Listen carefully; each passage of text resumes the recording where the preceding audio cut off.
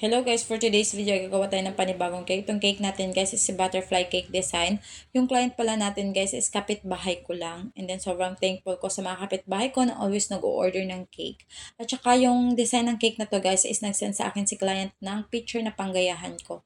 And then yung color ng kanyang cake is napaka-elegante kasi dalawang color lang yung combination. And then always kong ginagawa ang color na to guys. And then nagandang-ganda talaga ako sa violet white na combination.